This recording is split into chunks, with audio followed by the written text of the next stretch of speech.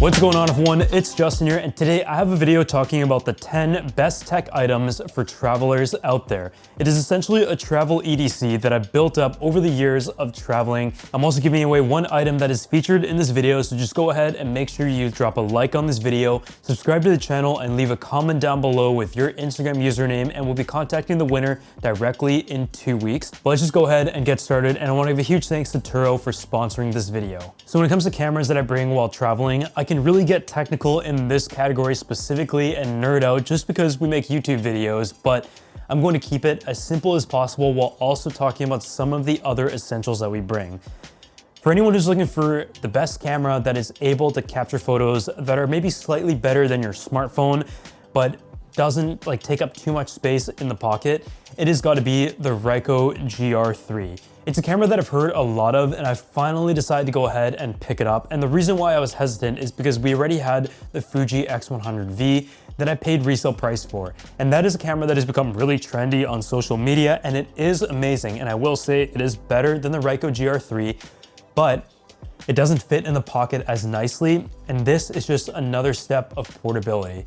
It is still really impressive on the spec side of things. It features a 24.2 megapixel APS-C sensor that has a 3-axis stabilization. And the best part about these cameras, even as someone who has used the craziest professional cameras, is that you can have everything on auto and just set your EV levels and just think about taking the photo. And so taking this out, being able to snap a quick photo of the moment and trusting that it's going to get an amazing shot has been a lot of fun. And you can really play around with the film emulations as well as the raw files to get the exact look that you like. But this is just such a fun camera. It has a nice screen to it. You can also get a model that has a more cropped field of view with a different lens, but this specifically has an 18.3 millimeter lens, which is like the equivalent, I believe, of a 28 millimeter, which is perfect for anyone who is just looking for a good street photography angle. And when I was deciding, I went with this one, and I'm really happy with it. Another tech item that I bring on some trips is a Nintendo Switch. It's a perfect portable console for just like a quick flight. Anywhere around 2 to 3 hours. I just don't really want to sleep. There may not be Wi-Fi. And so being able to do a bit of portable gaming is awesome. And the best part about it is that it is really simple and to the point. You download the classic games like Mario, and in my case, I also have FIFA and NBA because I love sports games. But the battery life is really good. It's also really fun to play on the couch or when you're just at home and want to use it with the TV and do a multiplayer. And the one that I have right here also has the OLED display. And I think that's a model that you should go with because I feel like one of the biggest issues with the original Nintendo is that, especially after being exposed to so many different types of tech and great screens, it was just a category that I was lacking. And so with the brighter and more colorful and beautiful display overall, I think it is worth buying the newest generation Nintendo Switch OLED. So when it comes to the Bluetooth speaker, there are a lot of awesome options out there that come in various shapes, sizes, and prices. This though is one that I picked up recently on a Black Friday sale for a really good price, and it is the Bang & Olufsen A1.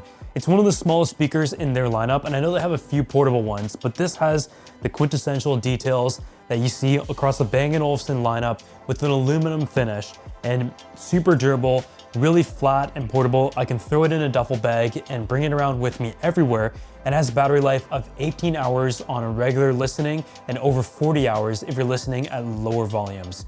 For a speaker that you have in a hotel, you don't really need it to be that loud, but it is just really cute, well designed and intuitive. You have your buttons right here with the volume controls and the play pause, and it also has voice control, which I don't really use, but it also recharges via USB Type-C. Those are all very general features, but just down to the sound quality and the hardware, it is great. It also features a 3-mic array, but I think when it comes to sound quality, being its size, it is able to fill a room quite nicely, and it's also available in many different fun colors, including silver, black, blue. But in this case, everything I've had lately has kind of been a silver and brown color tone, and so I ended up getting this. And usually I throw these speakers in a bag with a bunch of other stuff. So with it being so durable and stylish at the same time is a huge plus. As for the primary tech side of things, I'm currently using the iPhone 15 Pro Max and the AirPods Pro with USB Type-C. The iPhone lineup is one that I've used for as long as I could remember since the start of my career, and this year I jumped back to the larger model. Having a 5x camera is really great, and that is only on the Pro Max model because we're often capturing landscapes and trying to get as much detail as possible, and that is important when you're visiting a place one time. The iPhone 15 Pro Max is also lighter than the previous gen of the Max models by about 10%, and I do notice that, and that was a big factor as to why I switched. And the battery life has been pretty good, getting me through nearly a full day, whereas before I was charging my phone about 2 times a day. The Apple AirPods Pro is what I use on flights. Active noise cancellation, it works really well. I use the adaptive mode the most often, which senses the scenario, but also is able to kind of turn off the noise cancellation when you're speaking. As for the case, these are from Nomad. I was honestly a bit surprised. I felt like leather cases would be a bit too delicate for my lifestyle. Being on the go and traveling, I do drop my phone a decent amount of times and I'm not really careful with it, but the Nomad modern leather case has actually stayed really clean and it's pretty scratch resistant for the most part. And I mean, this has been on a few trips and in and out of the pocket thousands of times, and it has really stood up. And I have the same one here for the AirPods. Another one of my favorite travel tips though is being able to explore the beaten path or go a bit outside of the main city whenever you're traveling, and whether it is work trips for filming and trying to get that crazy angle in the countryside or just like a different vibe from the city, or just exploring with your friends and family. One of the best ways to do that is to book a car wherever you are, and I want to give a huge thanks to the sponsor of this video, Turo. I've been a Turo customer for many years now, and I just love to be able to go on Turo wherever I'm visiting and see which kind of car I'm specifically looking for that trip. You guys know I absolutely love cars. We've actually reviewed more cars than smartphones this year, and so being able to check out the newest electric car, maybe a car that is not as commonly seen in Canada or in other places, or maybe just getting a convertible for a nice sunny drive down California. You can just imagine how many options there are for the dream road trip, and we've tried all of them. For example, someone who's interested in cars, there might be like a new model that came out of a previous car that I had, or just a car model that I've heard so many good things about and want to try it out for myself, and being able to book it for a few days and make it your own means you can take it everywhere, whether it's your daily commute or just having a nice date weekend.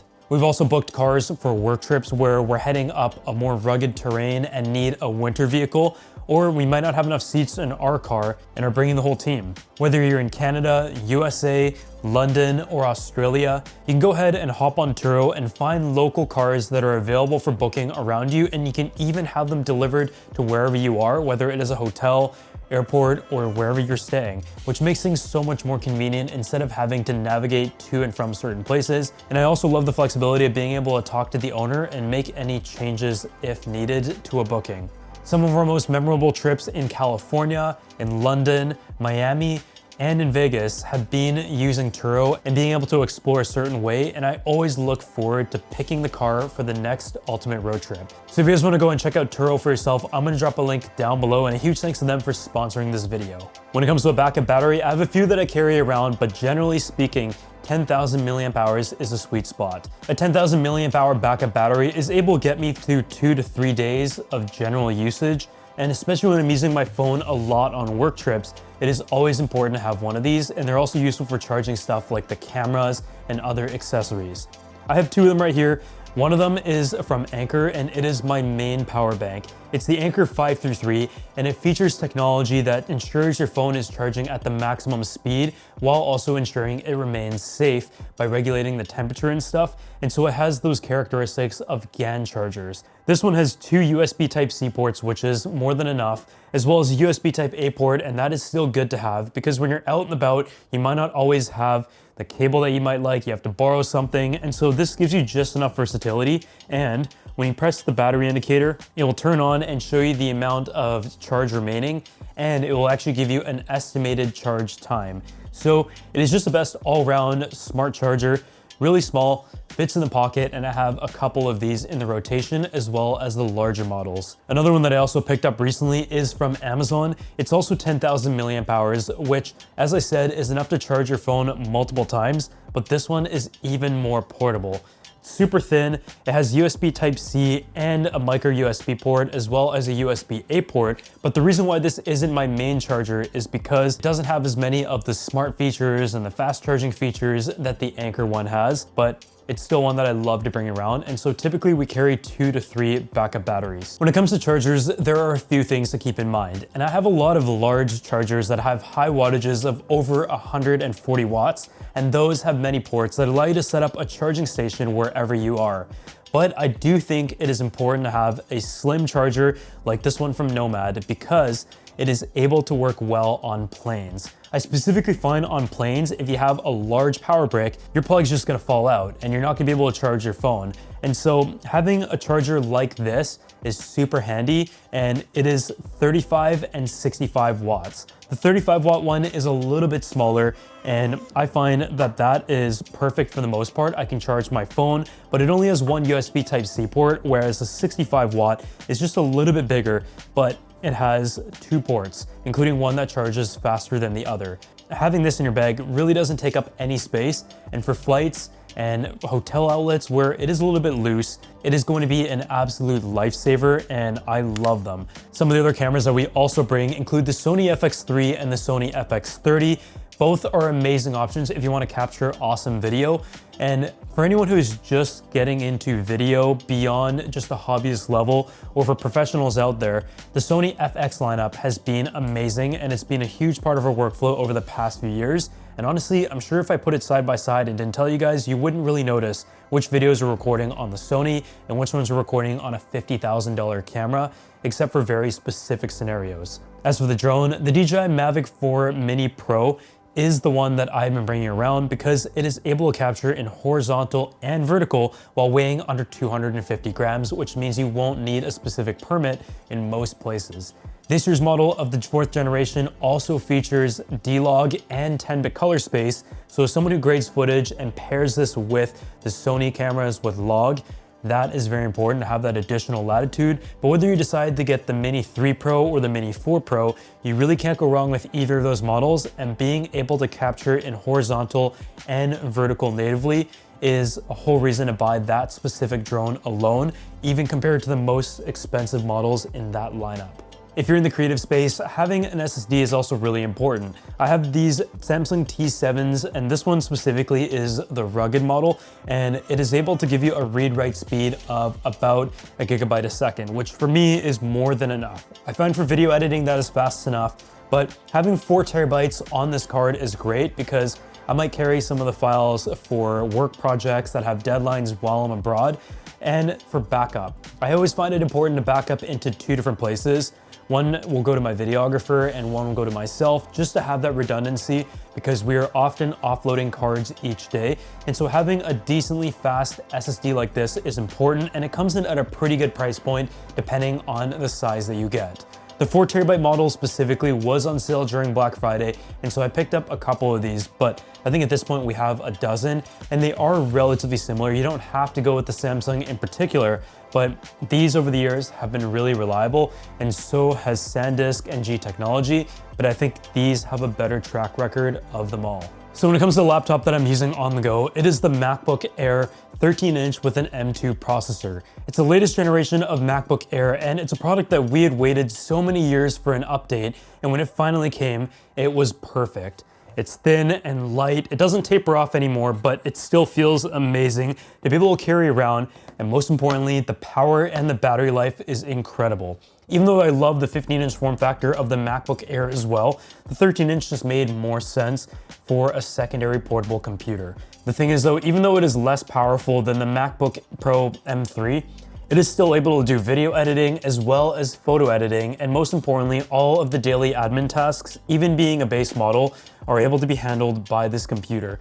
You guys know that I've stuck to a space gray or a space black color scheme, but I love the MacBook Air specifically in the starlight color.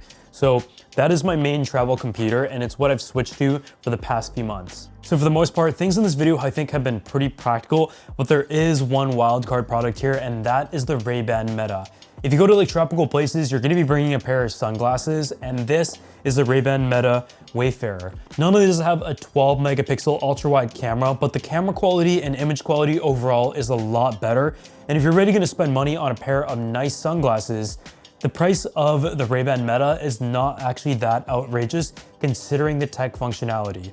You're able to listen to music with the speakers that actually do sound pretty decent, but at the same time, it looks like a pair of sunglasses, and you have your camera that is integrated right here, and you can either capture photo or video in different time intervals and increments just by talking to it or pressing a button. It just looks really discreet and awesome. And so whenever you're trying to capture a field of view or a POV shot while you're walking around and just enjoying yourself while wearing a pair of sunglasses, I mean, the options are essentially limitless in terms of how you can utilize the Rayban Meta. The case itself is also really discreet. It does have a little battery indicator light on the front here, but I think it looks awesome.